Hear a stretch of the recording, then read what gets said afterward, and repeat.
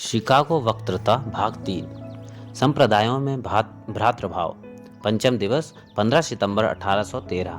15 सितंबर शुक्रवार के अपराह्न में धर्मसभा के पंचम दिवस के अधिवेशन के समय भिन्न भिन्न धर्मावलंबी अपने अपने धर्म की प्रधानता का प्रतिपादन करने के लिए वितंडवाद में जुट गए। अंत में स्वामी विवेकानंद ने निम्नलिखित कहानी सुनकर सबको शांत कर दिया। मैं आप लोगों को एक छोटी सी कहानी सुनाता हूँ। अभी जिन वक्ता महोदय ने व्याख्यान समाप्त किया उनके इस वचन को आप लोगों ने सुना कि आओ हम लोग एक दूसरे को बुरा कहना बंद कर दें, और उन्हें इस बात का बड़ा खेद है कि लोगों में सदा इतना मतभेद क्यों रहता है। परंतु मैं समझता हूँ कि जो कहानी मैं कहने वाला हूँ उससे आप लोगों को इस निसंवाद का कारण स्पष्ट हो जाएगा। एक कुएं में बहुत समय से एक मेढक रहता था। वह वहीं पैदा हुआ था और वहीं उसका पालन पोषण हुआ था, पर फिर भी वह मेढक छोटा ही था। हाँ, आज के क्रम विकासवादी उस समय वहाँ ना थे जो यह बतलाते कि उस मेढक की आंखें थीं अथवा नहीं, पर यहाँ कहानी के लिए यह मान लेना चाहिए कि उसकी आंखें थीं और वह प्रतिदिन ऐसे परिश्रम के साथ जल के क्षुद्र जंतुओं और कीड़ों को खाकर जल को शुद्ध रखता था कि उतना परिश्रम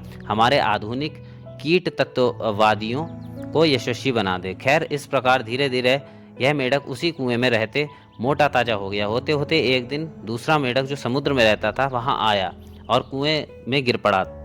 तुम कहाँ से आए हो? कूप मंडूक ने पूछा।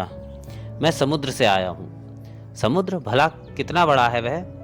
क्या वह भी इतना ही बड़ा है जितना मेरा यह कुआं?